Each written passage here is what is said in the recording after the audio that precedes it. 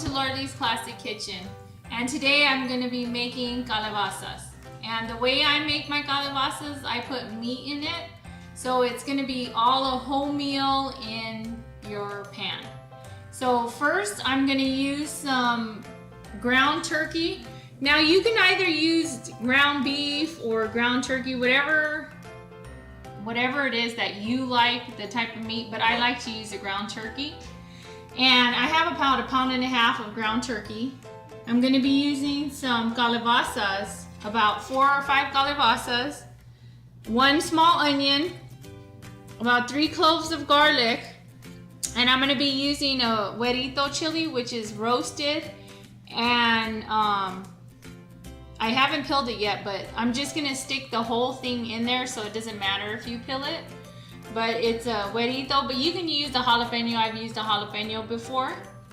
And also I'm going to be using about 4 tomatoes, some sweet corn, about a tablespoon of butter, salt and pepper to taste. Okay, and in the bowl I have some oregano, some bay leaf, about 3 small bay leaves or 2 big ones, and some caldo de pollo. And also I'm going to be using today Kobe jack cheese, but you can use, like I said, make it your own. I've also used mozzarella cheese, but it all turns out great. So after I cut up these condiments, I'm going to go ahead and show you everything and get everything prepared for you. I'll see you in a little bit. Cut my calabazas. I'm going to cut it in half, the whole calabaza like this. And then what I'm going to do is I'm going to take my knife and just slice it through like you're making a circle out of it. And that's how I usually cut my calabazas.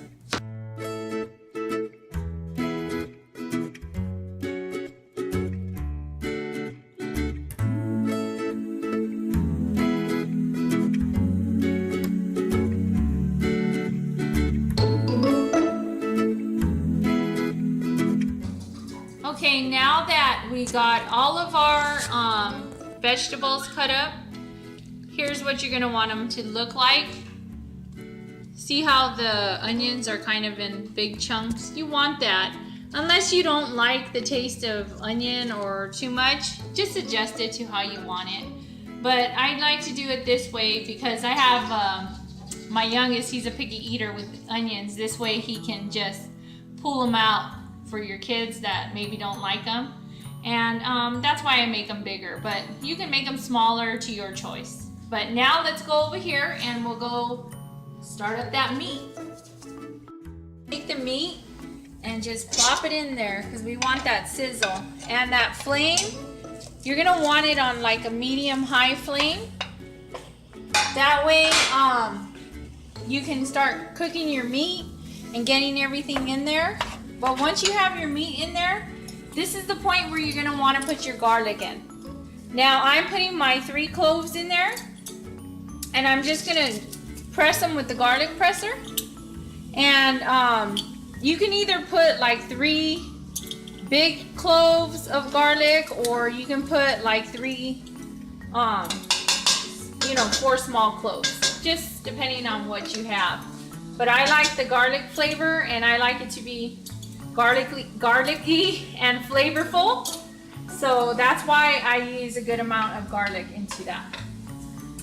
And also, once you get your meat all cooked up and all nice and toasted and all that goodness in there, then I'll show you what step I'm going to do next on this.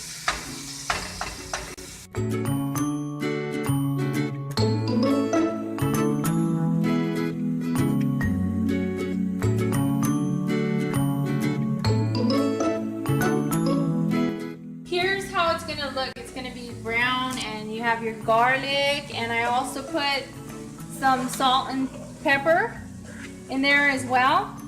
Once it's all brown like this, you're going to take your tablespoon of butter at this point, and you're going to put it in there with the meat. And once you put it in there and kind of incorporate it with the meat like this, you're going to add all of your vegetables that you cut up and place them in your pot or in your pan, and just make sure it's a deep pan. I have iron pan, which my mom gave me. And actually, this is my first time trying this pan out, so we'll see how this goes, because I love cast iron anyways. So see how this goes. But once you have everything in there, at this point you're gonna wanna just let it cook and cook down a little bit.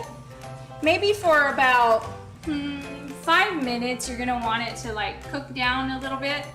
And once we get it cooked down, I'll show you the next step that we're gonna do and place it in there.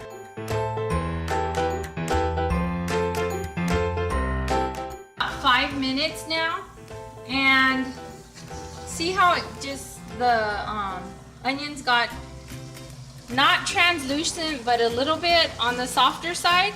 You don't want them too soft, because you're gonna still cook it afterwards with a can of tomato sauce and your water and all your spices, and let that engulf in there. And to this point, I'm gonna add 1 can of tomato sauce, and this is a 15 ounce, just a regular can of tomato sauce to that, as well as water. Because it's kind of gonna be like, kind of like a stew or a soup, I guess, if you want to call it. But we've always called it calabazas in my house. I mean, you can call it whatever you want, but this has always been calabazas since I grew up. But I guess people could call it vegetable soup, but hey, to each his own. And this is where I'm gonna add my huerito in, as well as my 3 bay leaves.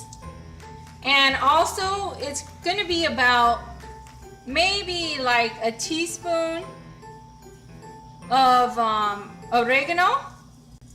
And it's probably not even a teaspoon. It's probably like maybe a teaspoon and a half of oregano. But that's gonna give your calabazas a good flavor, as well as the caldo de pollo. But like I always say, you have to taste, taste, and taste. And once you have everything mixed in there, again, very important, you're gonna wanna taste your food. Taste it. See right there? I'm gonna add a little more caldo de pollo to it. So maybe it'll end up being about a tablespoon of caldo de pollo that you're gonna add into it. Also, I'm gonna take my sweet white corn and I'm gonna place it in at this time as well. Now what that is, it's just gonna give it an extra like sweetness and succulent to it, and just mix it in there with that as well. And once this is all cooked up and gets all those juices, it'll be about maybe another like 10-15 minutes of it cooking, and then your calabazas will be almost be ready to go. And once we get to that process, I'll go ahead and show that to you so you can smell it through the YouTube. No, sorry you can't smell it yet, but yeah, that way you can see it through the YouTube and you're gonna want to try it. So I'll show you that as we come back and finish cooking this down.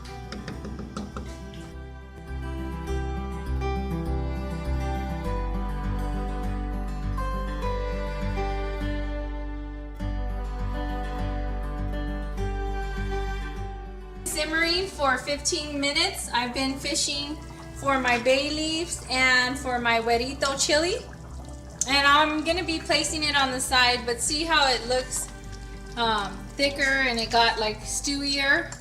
But if you want it thicker than this, just adjust your water.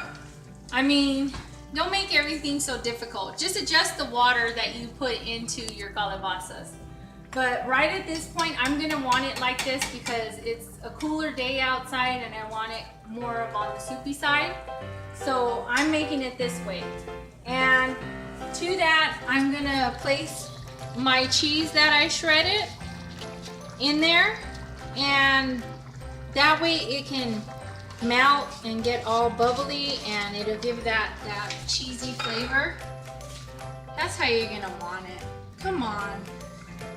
Look at that. Tell me you don't want to take a bite of this. I mean, that's just some yummy goodness going on in this pot. And it seems pretty good, like this cast iron pot worked pretty good, so I'm happy about that. Now it's ready to serve. Just be careful not to burn your mouth with all this stuff in there. This yummy goodness. Look at all that happening in that bowl. See all of that floating around and all those spices and seasoning. If you can only just smell this. Man, now I'm gonna take a bite.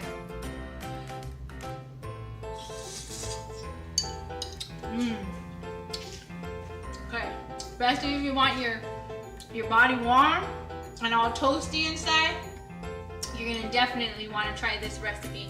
But until next time, where I welcome you into my home, I'll be happy to have you. I'll be seeing you soon.